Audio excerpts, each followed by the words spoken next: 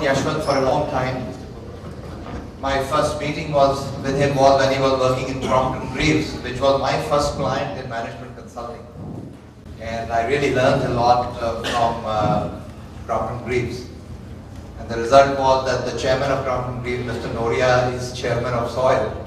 He was also the first investor in Grow Talent, which is the parent company of SOIL. And so I'm really so pleased, and Yashwant has done something quite remarkable. He provided, I saw from some closeness, the leadership he provided in J&J, Johnson & Johnson, one of the top really good companies to work for, and how he began that transformation within that company and managed to attract a lot of good people from different parts of the world. And then built really a high-performance organization there. And we were fortunate that when SOIL was starting off, J&J, thanks to Yashwant, became a consortium partner. He encouraged SOIL by recruiting out of the first batch one of our very bright students, Namrata Chandwani, who was working till recently with J&J, and then also from the second batch. And 2 years back when he joined Philips, just before joining Philips, he came here and we had a conversation, and so of course it has taken us 2 years to get to this moment. And we've been inviting him, and he's been very busy. I mean, what I was very excited to know is that recently he has been promoted to also take charge of learning and development function worldwide for Philips. And that's a remarkable role to have, in addition to being the market director for human resources here. So Yashwant is a very enthusiastic person.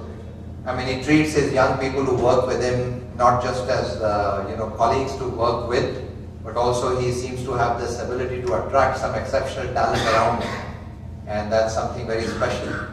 You will discover that. And so I'm so pleased that he and his team are here as a part of this leadership journey in SOIL. And with these words, would you join me in extending a big round of applause and welcome to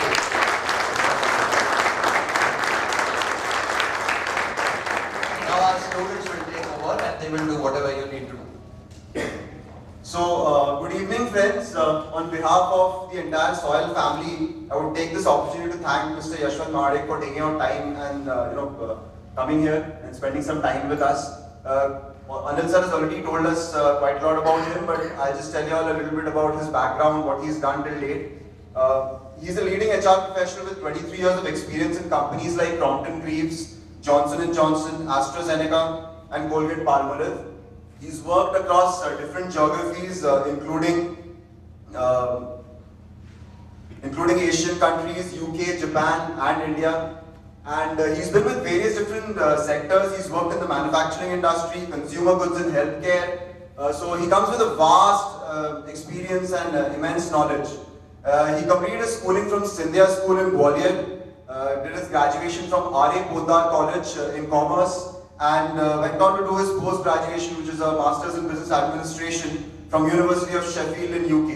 With that, I would like all of us to give a loud round of applause for him and request him to come and share his experience.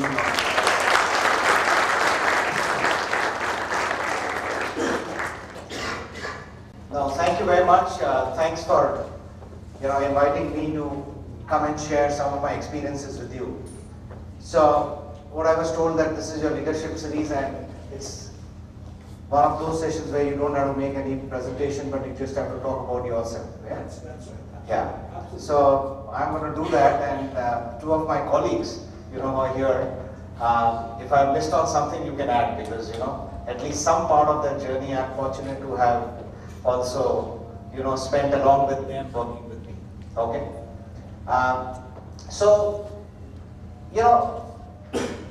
where do I begin? Should I just tell you where I started my career from, or should I tell you even before I started my career what was going through my mind? And I was just thinking and contemplating that. I thought it'll help if I tell you a little bit before I started my career, because what was the thinking? What did I have in my mind?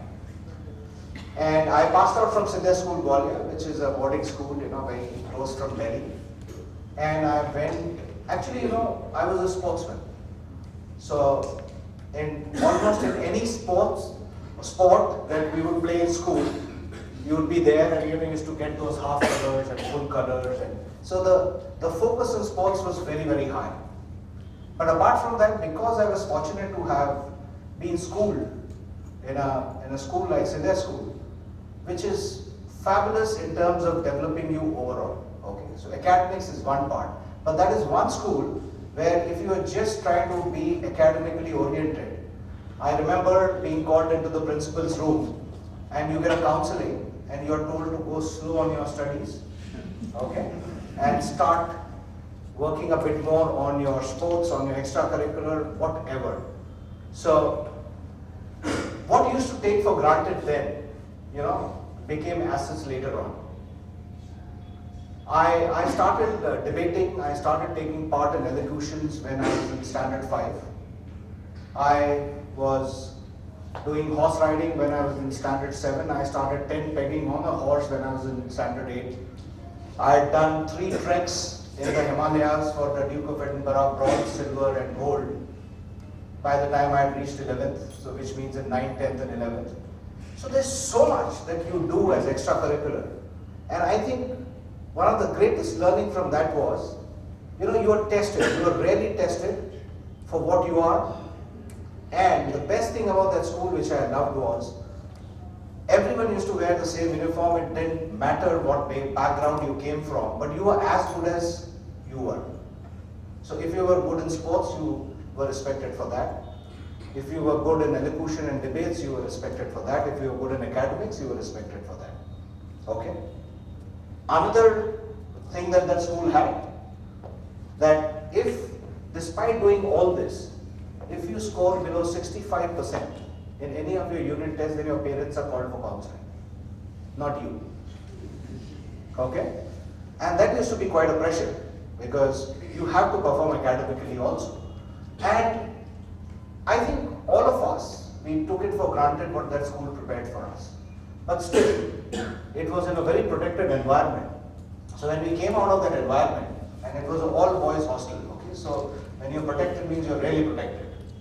So you come out, and I was actually on my way to Pune to take admission in Wadia College, because that's where most of my friends who wanted to do commerce were going. So it was decided we will go to Wadia College and take admission there. But a few friends who lived in Bombay, they planned the program in such a manner. They said, okay, you do one thing. We will begin from Gwalior. We will stay in Bombay for a while. The Bombay admissions open a week in advance. We will finish our admissions, then we will also come with you to Pune. So it would have been a big party. Okay. So while I was in Bombay, and I think there were 8 of us who were supposed to go to Pune, and 2 of them were supposed to stay in Bombay. So those 2, while they were going around for the admission, the 8 of us decided, why not study in Bombay? Bombay looks more exciting. And without any preparation, without talking to parents, we applied to colleges in Bombay. And it was amazing, we got admissions in Bombay. So just had to call up home and said that I'm not going to Pune anymore to study because I've got admission in Mumbai. And the parents said, absolutely fine, that's your decision, enjoy yourself. Today when I look back, okay, and I see, and when I talk to my colleagues who are contemporaries to me, how many of them actually made this decision freely after just coming out of their 12th to decide which city to study, which college to study, what stream to take. And many of them say that a lot of those decisions were made for them by somebody else, or somebody else helped them make those decisions. I took that also for granted, okay? Never realized the power of becoming independent and making some of those decisions. The only aim for first year and second year was to get 40 marks in all the 6 subjects, because 40 was the passing, okay? And I still have my first year and second year mark sheets, which I've shown to some of my colleagues back in J&J when we had a personal sharing session. So my first year results when it came, out of 6 subjects, 5 I got 40, in 1 I got 41. So the principal, he used to also be the hostel rector, in Mumbai. He called me to his room. So I said, I'm never going to be pardoned for being called into the principal's room for something or the other. And he said that, Mr. Mahadik, come sit down. He says, I want to understand one thing from you. I said, sure. He says, I have seen your past academic record, I have seen your past extracurricular record, which is brilliant. He says, can you please explain to me how come you became inconsistent by getting 41 in one subject? So of course, he was taunting, okay? So I told him, I said that, sir, the entire focus is to pass. I am trying to learn as much as I can because I enjoy learning the subjects. But I don't want to score because I said all that we have been trying to do till 12 is just score and study. I said I still want to enjoy and do some other things.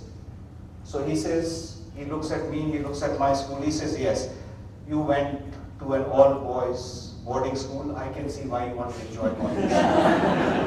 Okay, so again I didn't understand and I said, I thought that this is a below the belt, But I realized how true he was. I mean, that was right, He said, fine. My second year mark sheet, when it arrived, he again called. He says, this time you have proved that not only you're consistent, but you're inconsistent while being consistent.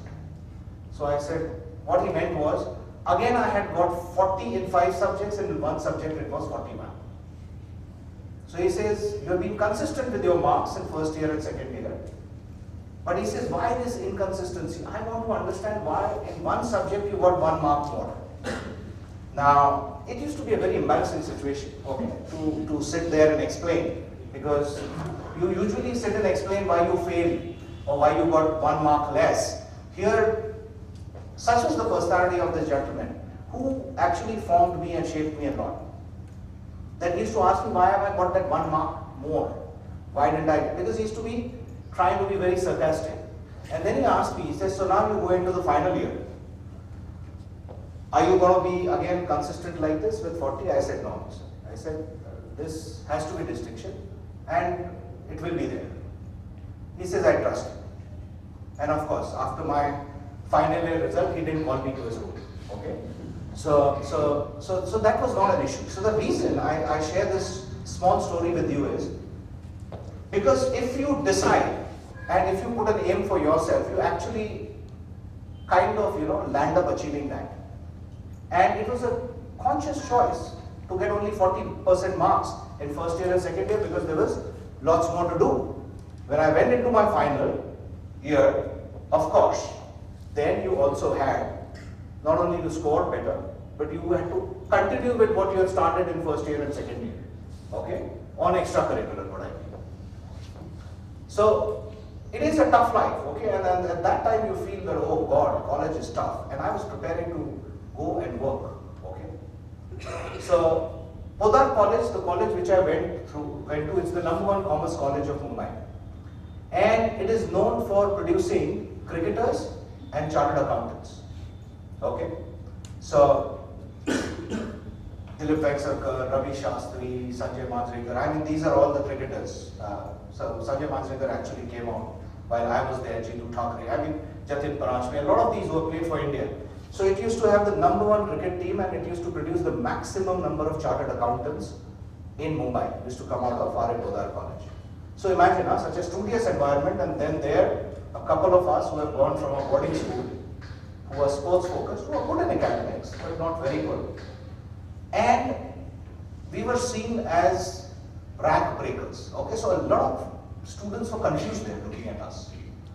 So they didn't know which way to do, because we used to take a rose day more seriously than the tutorials.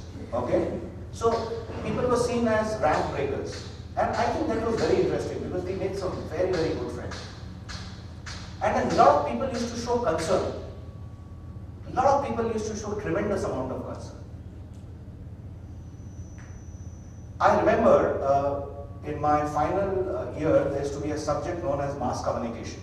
Okay, so 6 months were over, and I was sitting in the college canteen, and I was sitting with a group of friends, and I said that it's been 6 months, only 4 more months are left. I'm planning to go to the bookstore today and buy this mass communication book.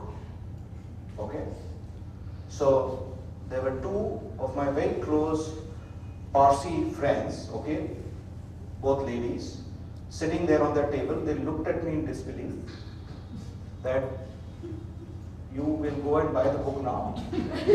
So I said, yeah, I said only 4 months left. I have to go and buy the textbook at least now, you know, because so far I've been just sitting in the lecture and I've been trying to understand what mass communication is. And I think I have understood what it means, but I want to compare it with a textbook that doesn't mean the same way. This lady could not get me, you know. She said, wait. She went out. She was so tense. She went out. She bought a book for me of mass communication and gave me all her notes of mass comm. She says, you need it more than me. I have studied, I will pass, but please start now. And I told her, this is very kind of you, but you know, you should keep your notes. I don't need your notes, I will not be able to study from it. Thank you for the book. But that was the way I used to study.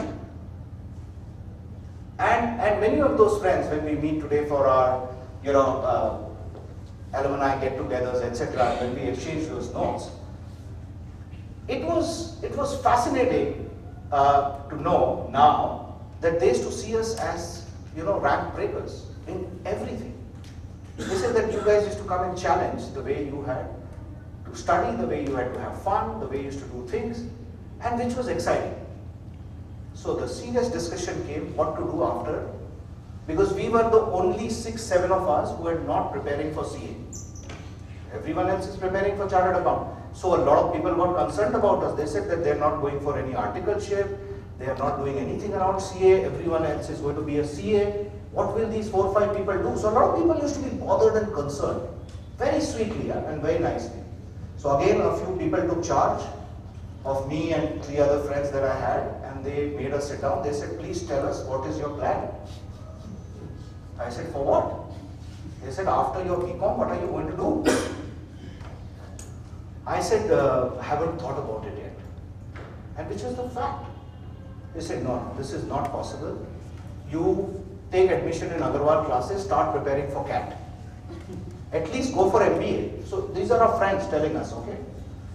And that made me think for the first time, what should I do after my BCom? So I asked my dad. So my dad is an ex-corporate executive, and that's why probably I used to take it lightly also a bit.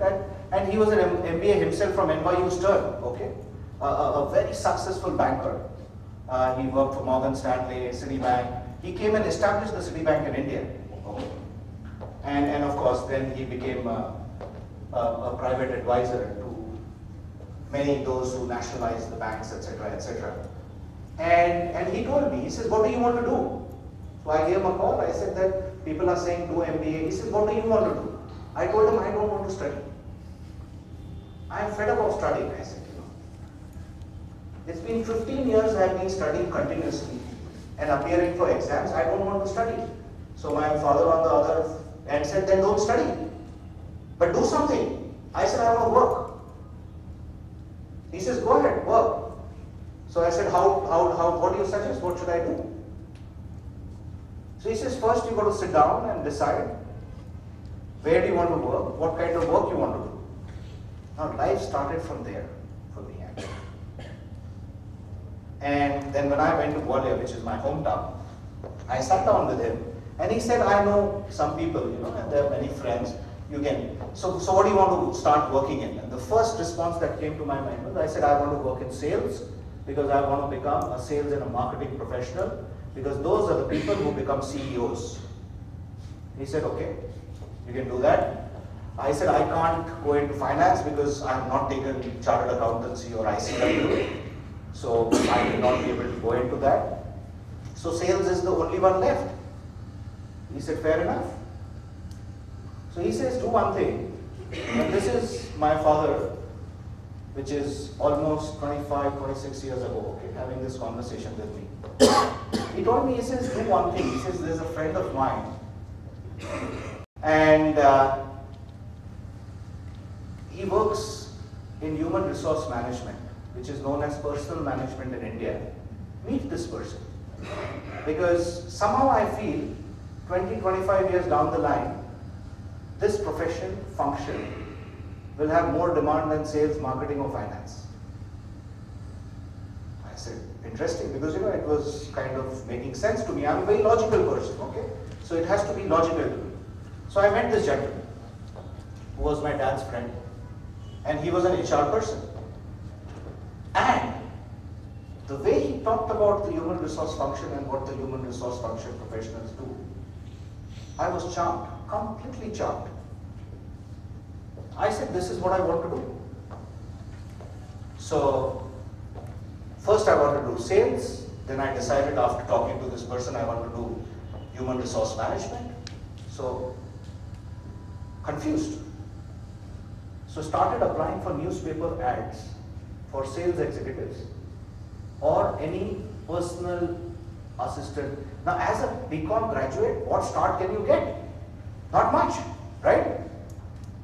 So got a call for a sales executive in Blow Blast. Blow Blast was the plastic, makers. And my interview, the territory was Ranikhet. So went for an interview to Nainital. Came back, got the job. The second job that I applied for was a trainee in the personal department of Crompton Greaves Ltd at Pithampur plant. 750 rupees per month salary. I was getting a pocket money from my dad for being in Mumbai college of 2,800 rupees per month. And here I am going to get a job which is going to be 750 rupees stipend per month as a graduate trainee, which I accepted the job and started on 17th of May 1989. Okay. And of course, I said, we'll see. Because one was not confident that you'll be able to live a life in 750. Because the whole thing was around that, right?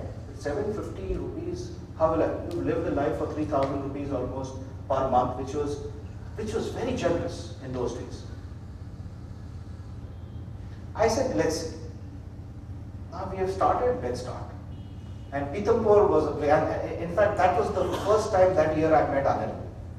And I was a graduate trainee, and I still remember my friend Mr. Vineet Kaul, who actually happened to be my predecessor here in Philips.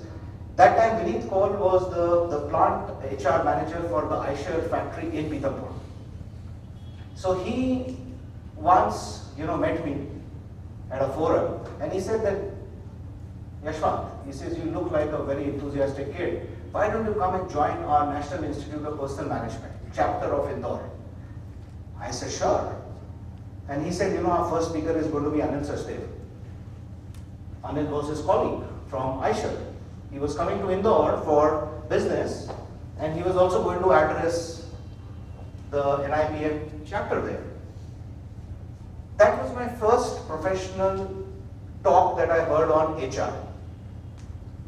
As a person who was 5 months old in the profession, who had not got his first salary. So what was bothering me was that when I get salary at the end of this month, 750 rupees, what do I spend it on? Because expenses were more than the income, So anyways, went through that phase. All I did was just learn and work. I remember I became so passionate with my work that I used to leave home at around 6 a.m. in the morning. The bus used to pick up at 6:25. The bus used to take us to the Pithampur factory from Indore, which was about 1 hour 10 minutes. 8 o'clock work used to start. I used to never come back by the bus, which used to leave at 5. And I used to leave the factory at around 8:39. And all I used to do was learn. And you know why? Because I had a boss. His name was Brigadier Shubh Chadda. The recent CEO of Deutsche Bank, Gunit Chadda's father. Okay? And Gunit has become the head of Deutsche Bank for Asia Pacific. He was until recently here. So Brigadier Chadda left the services and joined Crompton Greaves as a personal manager, HR manager, which used to be those days. And he called me and he told me, he says, look, Two of us are there in the HR department. I am the manager, you are the trainee. Only two of us were there, and the third one was the secretary. He says, you are a trainee, you don't know HR. I have come from the army, I don't know HR. So we both don't know HR. So now we have to agree on one thing. I said, sir, tell me. He says, it's too late for me in life to study and know anything about anything. So you better start learning HR. This is how I started my career. And what a person, what an outstanding professional, what an outstanding human being. Okay. Actually, that when I look back, that was one thing which made me or motivated me to start learning HR, because very early on my boss put a responsibility or accountability on me saying, I don't know HR, so you better learn. What will you learn? So, there's a union, there's this, there's that. And he gave me some books on Factories Act, ID Act, and all that. And one started learning, and there's nowhere that you need to begin learning. You can just start anywhere. And started learning. And started making some contributions. And, as they say, if you are focused and if you do well, or if you are real talent, okay, the talent finds its level like water. It does. You cannot suppress it, you can't suppress yourself, whatever it is. And very early on I started realizing it's hard work and it's delivery of results that matter. Okay. 1 year down the line, I saw a new, on the notice board a notice of Crompton Greaves, Internal Management Training Recruitment Program. So Mr. Nari Mirchandani, who used to be the head of HRD in Crompton Greaves, he had started a program where graduates who have been with the company for 1 year, less than the age of 25, can apply for an internal management trainee interview selection process. You will be interviewed along with the management trainees from NM, Bajaj, IAMS, etc. If you qualify, you will become a management trainee in that company. Okay? And I was told the statistics was about 300 people applied every year and 1 or 2 used to get selected. So I went and talked to Brigadier Sahab. I said, Brigadier Sahab, can I apply to this? He says, Kar de apply. He says, apply. So he nominated me, I applied for that. So then I went and told him, I said, sir, I've applied. Now my interview is after 3 weeks. So he says, that's bad news. He says, you have to learn MBA in now 3 weeks. Okay. And then he supported me, he helped me. A lot of other people supported me and helped me, and I started preparing for my interview. So I was trying to skip through books to show my conceptual knowledge around subjects which are taught in MBA schools. Okay. I don't know how I did what I did. Went for the interview. And I think 280 students had applied that year. Again, 2 made it, I was one of them. But the best part out of this was, the salary became from 750 rupees per month to 5,800 rupees per month. Overnight. That was the stipend for a management training. So the first thing I did was, I went and I bought a kinetic Honda for myself. And imagine, I had a 750cc Honda motorcycle in my college. Dad provided now. It was provided by the dad. Here I went and I bought a kinetic Honda. And you know why I bought a kinetic Honda? Because I said in 2 years I'll get married, and that is the only scooter on which you can carry a gas cylinder.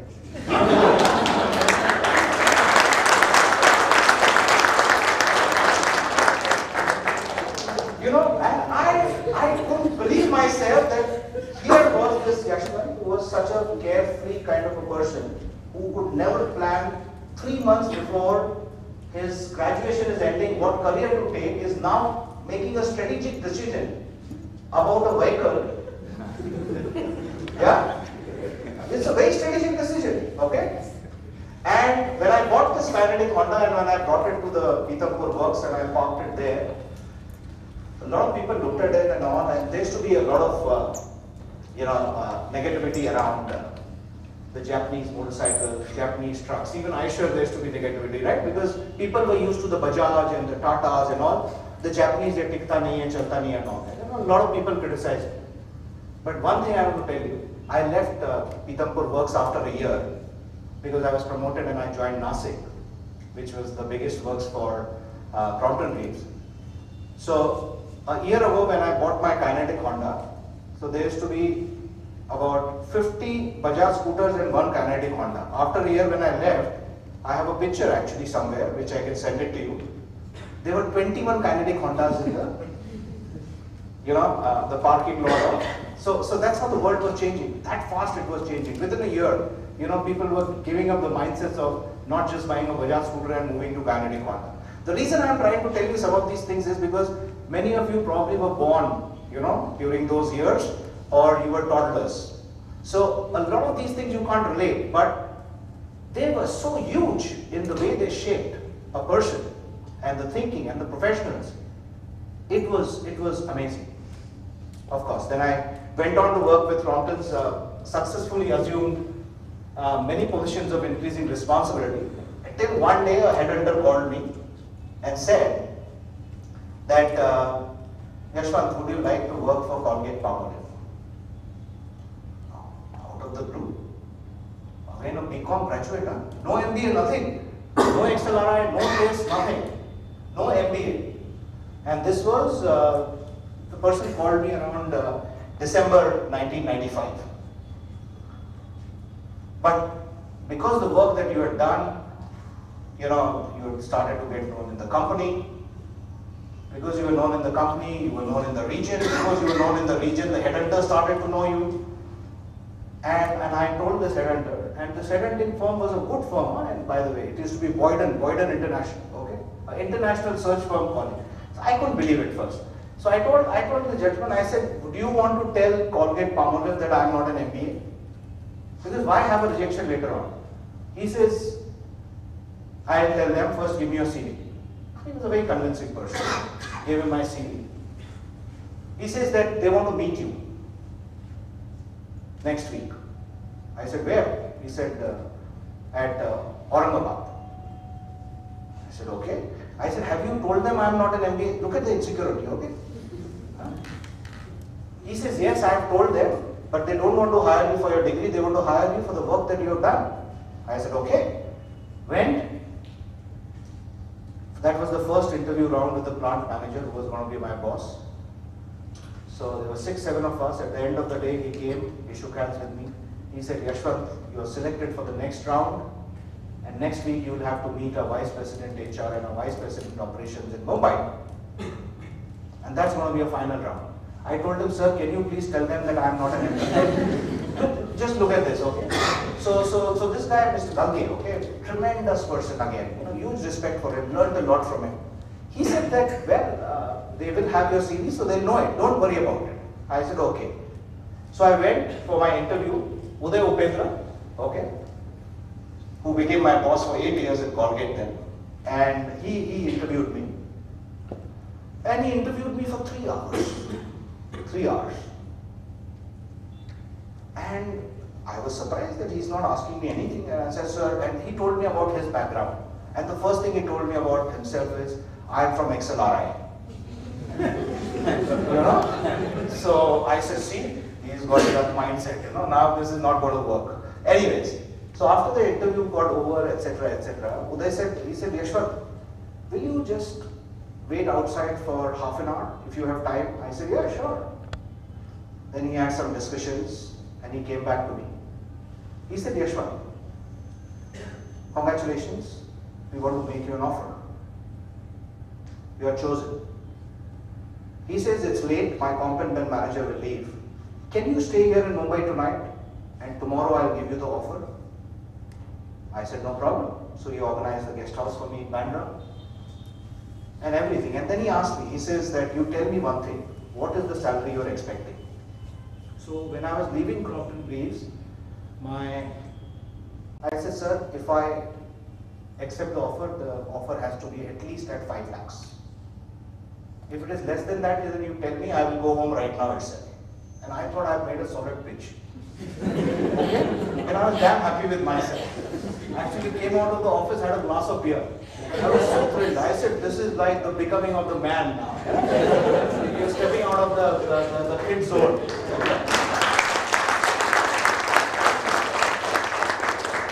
Next day, when I went after breakfast to the PJ House head office of Colgate, so Uday was there. So they called me. He had my offer letter upside down. He said, so this is the offer. You gave your expectations to us. But before I give this offer to you, let me tell you one thing. We can't give you 5 lakhs. And let me understand from you that, and you know, actually that morning while having breakfast, one thought crossed my mind, "Nahi, zyada to nahi maan liya." I was thinking that, oh, have I asked for too much? And I said, see, he says, we can't give you 5, definitely not 5. But can I understand where your expectation is coming from? I said, sir, I'm at 3. Even if I get an increment this year, you know, I'll go to at least 3.5. So I thought at least 1.5 I need to get more if I'm making a change because this is a bigger level, higher level job. He said, yeah, that's fine. But we will pay you 8 lakhs. Because the grade in which we are taking you, we can't pay you below 8. I thought that he's kidding me. I said, no, I said. So I said, show me the letter. So I took the letter, I saw 8,10,000 offer. I said, Uday, tell me one thing. If I would have said 10, how much would you have given me? And you know what Uday replied to me saying? He says, if you would have said 10, I would have offered you the job. He says, the very fact he was so reasonable, he was so innocent, and within that you thought that you were confident. He says, but at the same time, let me tell you, I have not cut you short. 8 is close to the median, so it's not low. 6.5 is the low range, you know. 8 you are at the median, but this is what you deserve. We shook hands, congratulations. 8 years from there, me and Uday worked together. Outstanding company, fantastic learnings, terrific contributions. Okay, so from Aurangabad, then I became head of HR for the supply chain organization. Came to Mumbai, worked in the head office. Again, made huge contributions, learned a lot. It was like a dream run. Okay, fabulous. And then the unthinkable happened. I went to there and I told him, I want to leave the company because I want to go and do an MBA. So they told me, he says, why do you want to do an MBA? He said, your USP is you have done well in your life so far without having an MBA degree. Why do you want to change that? I said, I don't know. I just don't want it for a degree now. I wanted to educate myself. He said, okay. He says, you go ahead. Decide where you want to do, we'll take care of it. And that's how I actually landed up doing my MBA in year 2000. So I had an option to do it at Asian Institute of Management, Manila, or NYU Stern because of my dad, who was very passionate. I go there, and he was willing to pay for it, even if Colgate did. And of course, the University of Sheffield, because that used to be a university supported by Colgate. Okay. So I said, let's go to UK. Because I said, I've worked for an American company. I've been there so many times, I know what happened. I said, let's go and see how things are in England, and I went there. This time when I went to school, let me tell you, I was so focused, all I had on my mind was academics. Everything on my mind was just academics. And when I passed out, I not only topped the class, okay, and the university, but I got the Vice Chancellor's Medal of Recognition from Sheffield University for exceptional academic track record, because I had a above distinction in every subject in every unit test. But again, let me tell you, I didn't do it for marks this time. They just came. So I couriered that mark sheet to my Uddar College principal. I said, sir, now inconsistency is complete. Okay? And he wrote a very nice letter to me.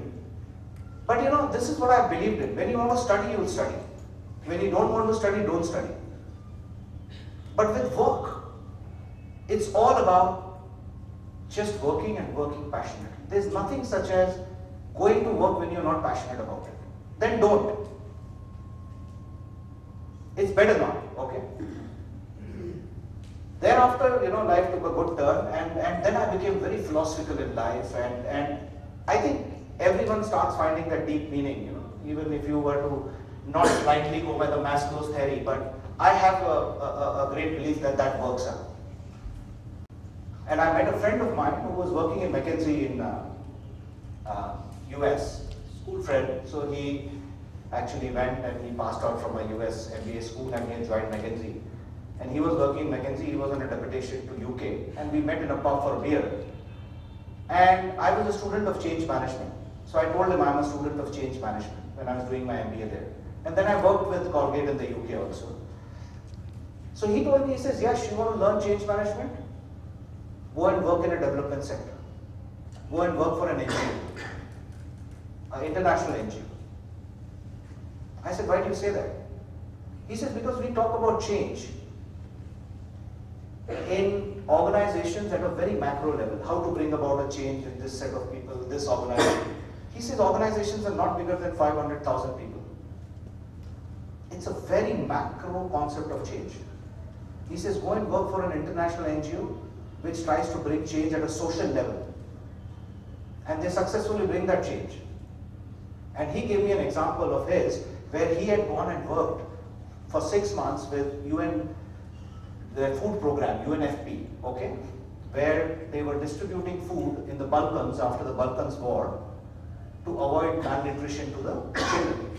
And how satisfied he was and how he had learned what change is all about. So I also applied to the United Nations website, and actually I got a fantastic job. I got a job with Oxfam GB, which was the partner with US for rebuilding Afghanistan after the war in 2001. And I actually took a sabbatical. I left the corporate world. And when I was leaving the corporate world, almost everybody, including my family members, told me, you are making a huge mistake. You are stepping out of the corporate world to go and work for an NGO. You will never be able to come back to the corporate world. But then I had an answer to them. What was that answer? I have an MBA now. So I said, without MBA, if I could flourish in the corporate world, why will the corporate world will not take me back? Now I have an MBA. Okay, I'm just kidding. But it's a fact. A lot of people, okay, I mean, they literally, some people were very polite, but they were kind of telling me, bhooke mar jaoge. I said, nahi, we have to do this. Did that and worked on a nation building program with Oxfam in Afghanistan. Worked on a poverty removal program in Bangladesh, okay, and worked on creating livelihood program in Orissa for 6 months, 2 months each with Oxfam. Oxfam GB is a top-notch international NGO, okay. And the amount I learned, the way it humbled me, I mean, the best patch of my career. I plan to do that, something similar again, okay. But the best part was when I wanted to come out, I just gave a call to some of my friends at Egon Zender and Corn Ferry that I want to end my sabbatical now, it's coming to an end. Will I be able to get some jobs back? The amount and the number of jobs that were lined up at senior level, amazing. In fact, that was the first time that I became the vice president and head of human resources for a multinational company.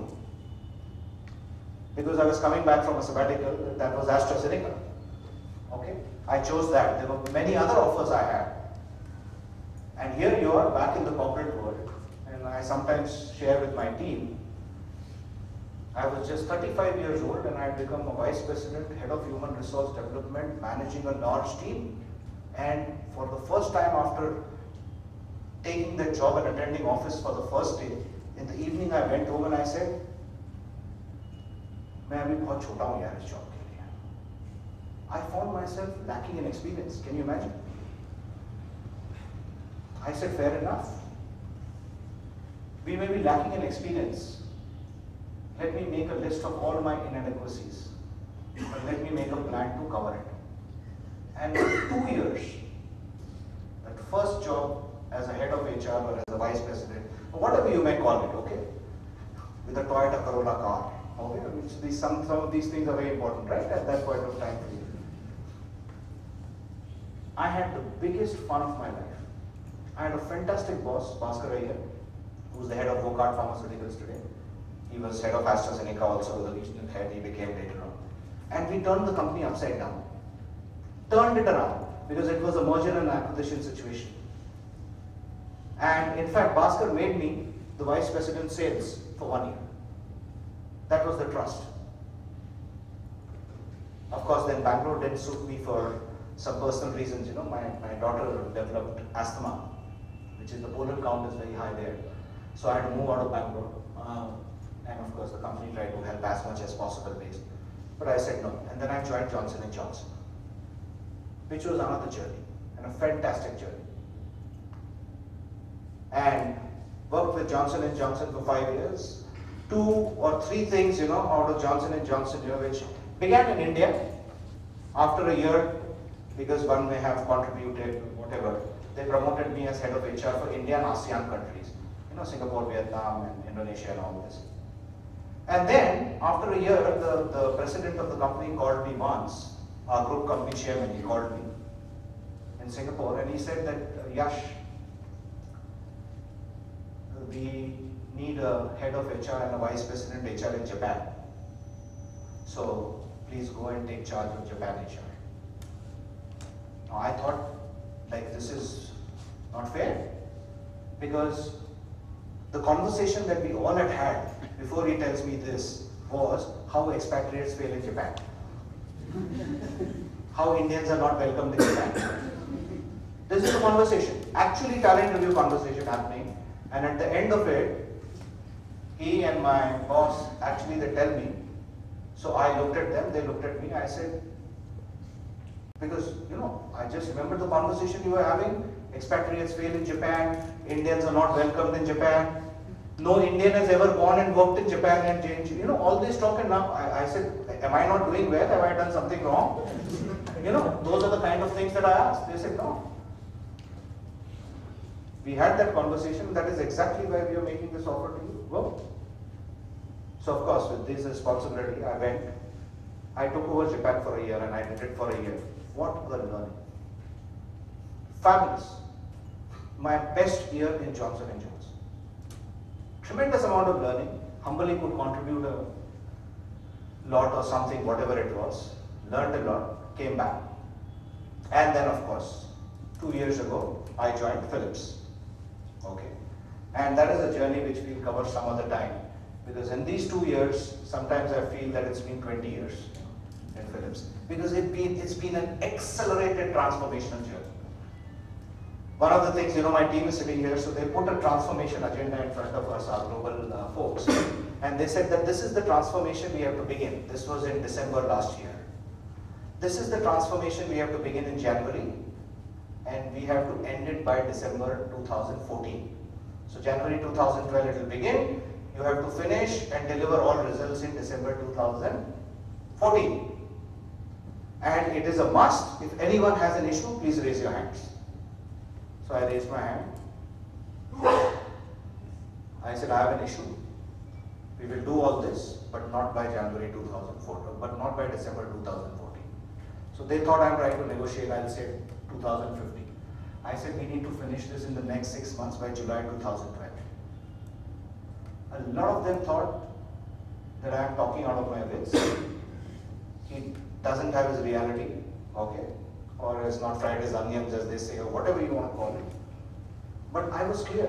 If you don't do it in 6 months, it will bear no fruit if you do it in December 2014. And all I did was I came and asked my team, which was still being built up, that this is the challenge we have to take, and let's make it happen. All of them said yes, and we finished the transformation in Philips in 6 months flat. The entire transformation. So the reason I'm sharing some of these things with you is it gives you, some kind of a sense that you don't have to be extraordinarily bold or brave to do things. I think that there needs to be a tremendous courage of conviction. Okay, there needs to be a good confidence and belief in self, but more than that, you need to have confidence and belief in the people that you work with and the teams that work for you. Okay. And of course, there's one thing which is known is, because whoever works with me in my team or whoever works in my organization, they know me pretty well. Okay, so I'm very nice, very cool, but I also have a certain temperament.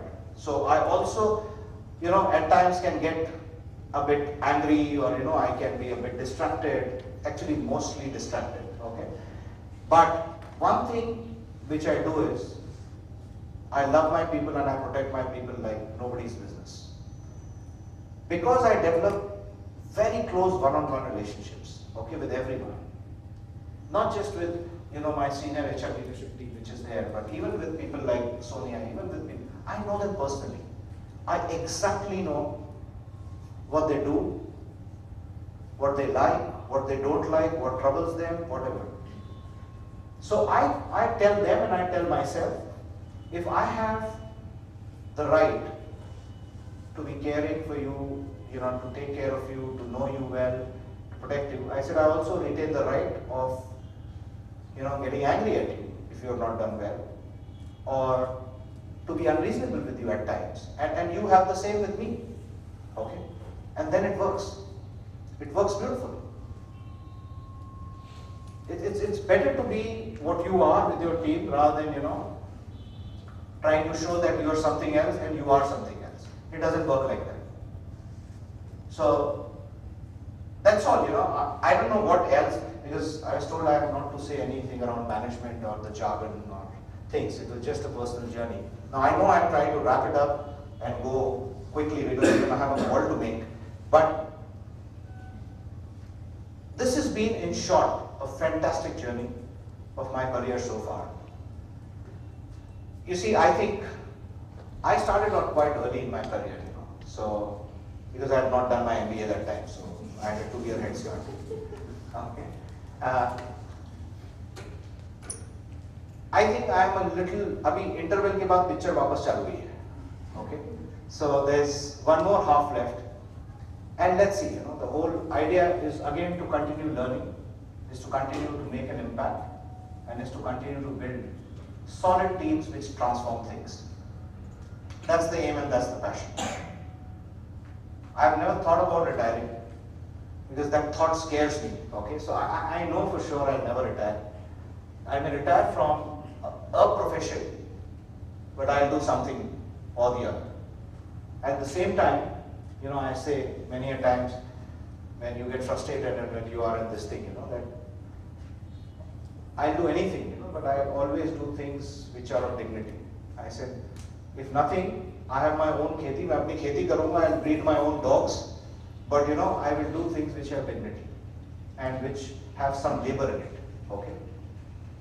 So that's in short what I am. I'm sure there's not so much that I can share, but there's only so much I can share and there's much which I haven't shared. But some other time, if I come and take a guest lecture or something, we can share some more things which could be about my style of leadership, and that could be around my management philosophy and what I've learned, etc., etc. But for now, I think, is this good? Yeah? So this is what it is, okay? So for whatever it's worth, take it. I've always said this so I also go and teach in schools and colleges. Of late, I have not been able to do because of my busy schedule.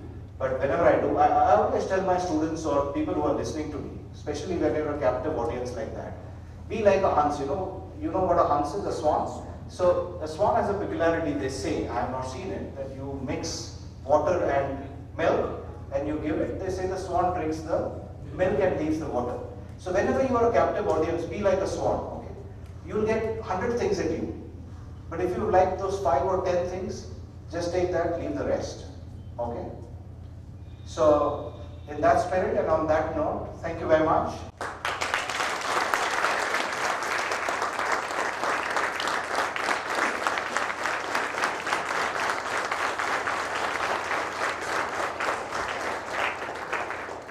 Thank you, sir. I would now like to call Anil sir to come and just give hand over a token of appreciation from the SOIL family.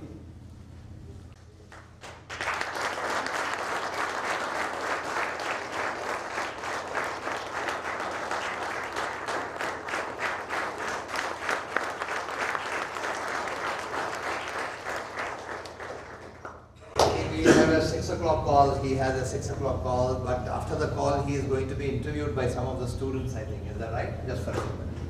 So thank you very much. Thank you everyone.